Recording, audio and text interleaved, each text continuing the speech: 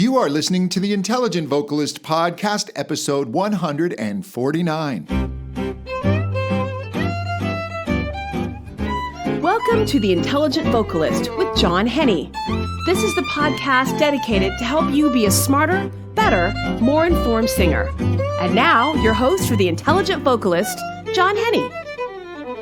Hey there, this is John Henny. Welcome back to another episode of The Intelligent Vocalist. I do so appreciate you spending your precious listening time with me. All right, today I want to talk about one of my favorite subjects, which is vocal resonance. And resonance is so vital. When someone comes to me and says, I don't like the sound of my voice, it's usually a resonance issue. If you don't dial in resonance properly, you're not going to get the sound you're aiming for. And there are other issues that can creep up as well, including straining, cracking, flipping. The interaction of your resonators and the sound wave is critical to good singing. And very often when you first start singing, you can kind of miss this. It's kind of a higher level concept. You know, it's very easy to think about breath. We can feel ourselves breathe. We do it all the time. So breathing for singing, taking in air into the lungs and sending it to the vocal folds makes sense. And then the vocal folds resisting that air, closing over, compressing the air molecules together so that when the cords pop open, that compressed air bounces the other way. That stored energy, it starts the air molecules vibrating, and there's the sound. So this idea of phonation, making sound with our voice, is quite easy. We do it all the time, just as I am doing right now. But what happens after we create that sound wave? Well, that sound wave needs to travel through our vocal tract. Think of your vocal folds as the trumpet player's lips, and then your vocal tract as the trumpet. And without the trumpet, you're just going to get a weird little buzzy sound from the lips. And without our vocal tract, you just get this weird little duck kind of sound from the vocal folds. It's quite weak in terms of what we'd be able to hear. So it is the air molecules bouncing around within our vocal tract that creates so much of the finished product. And the way we shape our vocal tract is going to have a profound effect. If the air molecules are traveling into a larger space, then you're going to be boosting lower frequencies. If the air molecules are traveling through a smaller space, then higher frequencies are going to be boosted. And when I talk about frequencies, when our vocal folds create this sound wave, sound waves have multiple frequencies, or we can call them pitches within them. So when you're singing a pitch, you're not just hearing that pitch, but you're also hearing multiple pitches stacked on top of it, called harmonics in the voice. And these harmonics give us intensity and color. The lower ones come together when we perceive that as a pitch. The higher ones we perceive as color, brightness, or other ones more dull. And the way that we control the energy, how much of these higher frequencies we're hearing, which ones are being boosted, etc., is through our resonance. And the best way to control resonance is through the vowel. Now, when all of this aligns well, there is some magic that happens. We get this burst of energy in the vibrating air. And the burst of energy goes out of our mouth towards the listener's ear, but it also travels back the other way towards the vocal folds, and it creates a bit of a traffic jam. So when the new burst of air goes to come up, this vibrating air, this air doesn't want to move right away. And so the air that's coming up is a little stuck. And what happens is, as it's coming up and it can't move right away, it begins to press against the vocal folds and push them further apart.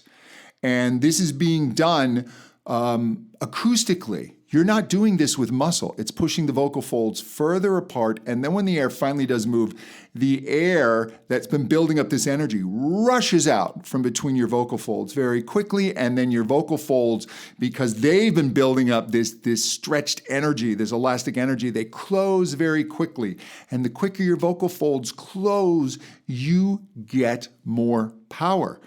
So this feedback of energy gives you not only a better sound, but it gives you more power, and it makes it easier for the vocal folds to do their job. You don't have to muscle the vocal folds to close quickly. They will do it because of the built-up acoustic energy that is created. It's absolutely wonderful. But in order to dial this in, you have to become kind of sensitive to what it sounds like, what it feels like. You can't brute force this, and you don't want to muscle this, and you don't want to rush it. It's something that really does kind of take a higher level awareness. And I want to give you some tools to start developing that, and to start feeling what that's like and hearing what that's like. And part of the challenge is, and I say this to my students, at a certain point, once you've sent the air to the vocal folds, and once the folds have adjusted for pitch and they've resisted the air and created the sound wave, you are now a passive vessel for this magic interaction to take place. You're not doing it now. You are just the space. Your vocal tract is now the space for the vibrating air molecules to interact with the size and shape of that space. And when we get a good alignment, it is wonderful. And when it's not a good alignment, bad things can happen. You're shouting, you're flipping, all kinds of stuff. You just don't sound good. So we want to get these spaces in the right place, in the right size and shape. And the best way to think of that is through the vowel and all the different shades of the vowels. So what I want you to do is, this works pretty well for the female voice at around F above middle C, up to about the B or C above that. So B4, if you want to use the numbering system, C5. We can do the same for the male voice, an octave below. So starting on F3 or the F below middle C, up to that middle C. And you can stretch it beyond that, but that tends to be a pretty good place to start to feel this. And some of these tricks, I learned a great one from Chadley Ballantyne, who's a fantastic, brilliant voice teacher and researcher. He does a lot of work with Dr. Ian Howell and Professor Ken Bozeman, both who I'm just huge fans of. And I got to meet Chadley this past year and was just instantly blown away. He's just brilliant and just a great guy. And it was a room full of voice teachers, and the stuff he was showing was light bulbs going off everywhere. But he's got some cool tricks to play with these resonances so they can become more apparent and more give you more awareness.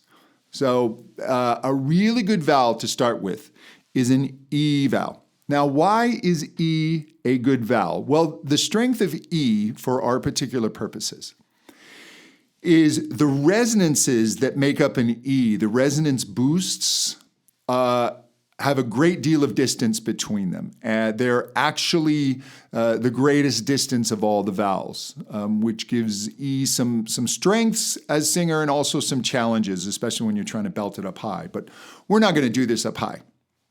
So this E, the low resonance is going to be just this nice, warm E. You'll feel your larynx should probably sit like a little low. E. I don't want you to dumb it up too much, but just E. But then the other quality of E is there's a lot of high frequencies. There's a lot of sparkle in it.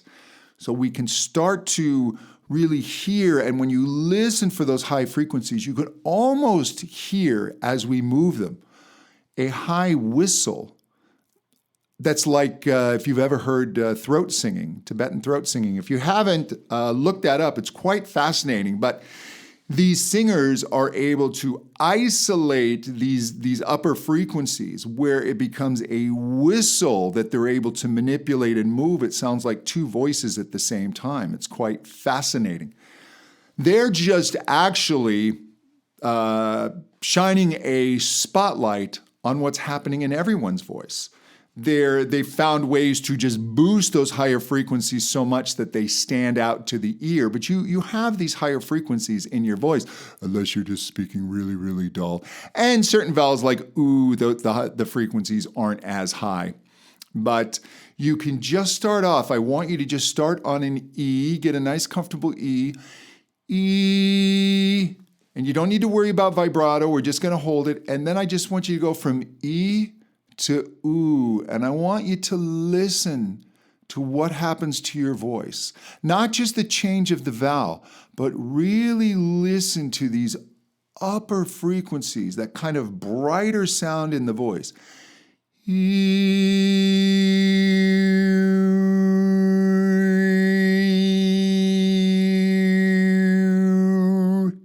Can you hear that slight whistle effect in my voice as I go to ooh? And can you hear how that whistle drops in pitch as I move from the E to the ooh? Listen again.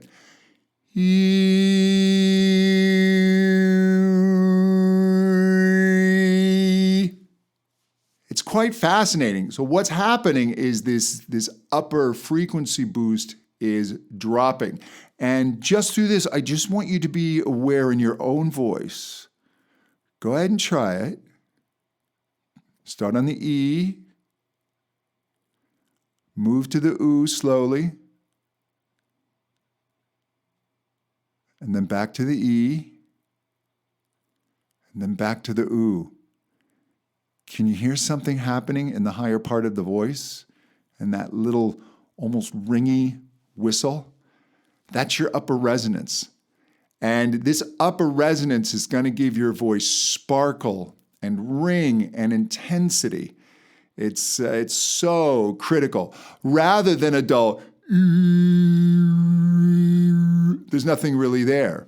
So we want just nice, bright, sparkly chords. If your vocal folds feel a little dull, we can wake them up a little bit.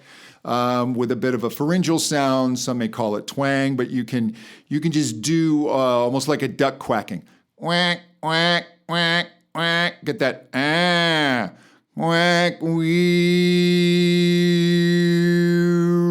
You can get some buzz on the vocal folds. Now, the next exercise is one I got from Chadley, and he calls this the reflexive R. And what you're going to do is you're going to move from the E to a real sound. And that can be a little tricky in some dialects where you don't necessarily have that hard R sound, almost like a pirate And what that does is the really high frequency boost. It's going to move that down. And it's going to move that frequency boost down low enough that it reinforces a lower frequency boost in the voice. It gives this nice kick. When these resonances come closer to each other, they boost each other. They kind of excite each other. And then when you open up to another vowel, that boost of energy, the idea is that's still there. So you're getting those resonances kind of pumped up. You're bringing them together for a little party, and they party hard. And then you're just going to open, and hopefully there's still a party in your mouth, so to speak, when you open up to different vowels. So we're going to take that E again, and then you're going to move that E to an sound. Just say that for me.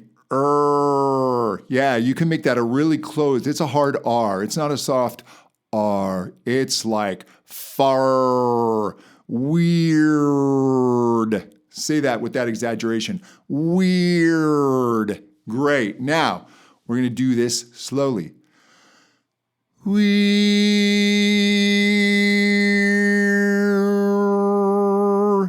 Ooh, could you hear that whistle in the voice? Listen again.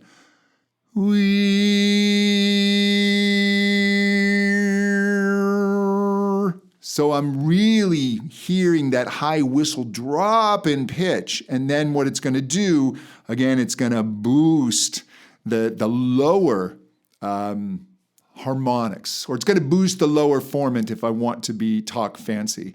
But it's basically, that's just a fancy word for boosts in your vocal track, if you will.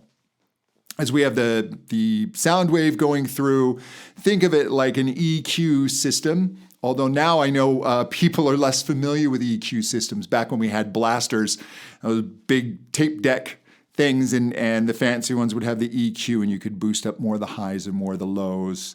None of us knew what to do with them. We would just create like little fancy designs, make it look like a snake or a dip. It was the rare person who knew what to do. But, and there's actually EQ systems if you go into your iTunes on your phone, but you can play with that, but no one ever does. But essentially, it's taking the information and you can boost more of the highs or more of the lows. And that's what the formants do. That's the fancy name. As we're changing vowels, we're moving around these boosts. And so one of these formants, one of these boosts, when we go to the R, is dropping down and then giving more influence to the boost below it.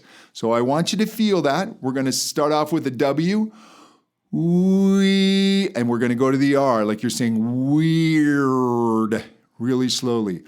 Weird.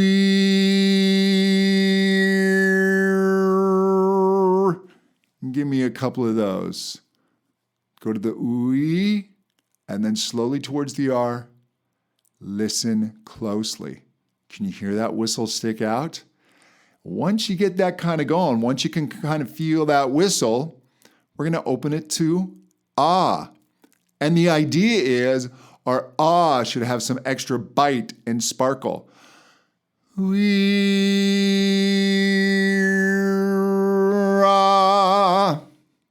That ah felt pretty good. And for female voices, you can do that a bit higher. Just feel with that, just pick a pitch that feels nice and comfortable and go from that wee-ra. Give that a couple of tries. And see if you don't feel some extra energy, some extra sparkle in your voice. And once you find that, go ahead and run some vocal exercises that you like. I tend to like mum.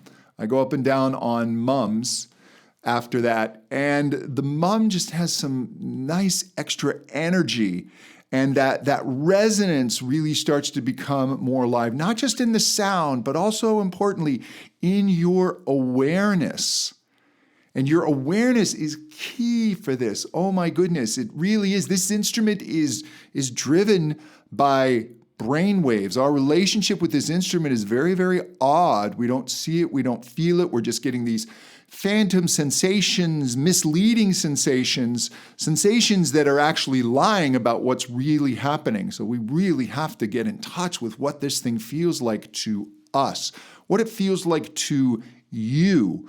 You really need to become so locked in and intimate with your voice. And beginning to experience and feel that upper resonance is a key step towards becoming a great singer. Hey, if you want to know more about me, please visit my website, johnhenny.com. And the time is ticking. There's only a little time left. But if you would like to learn how to become a voice teacher, you should check out my Contemporary Voice Teacher Academy. The price is going up on February 1st. So if you go to johnhenny.com and click on Teacher Training up in the menu, if the date that you are listening to this is before February 1st, 2020, click on that and you can get in on the lower price. And until next time, to better singing. Thank you so much. Bye-bye.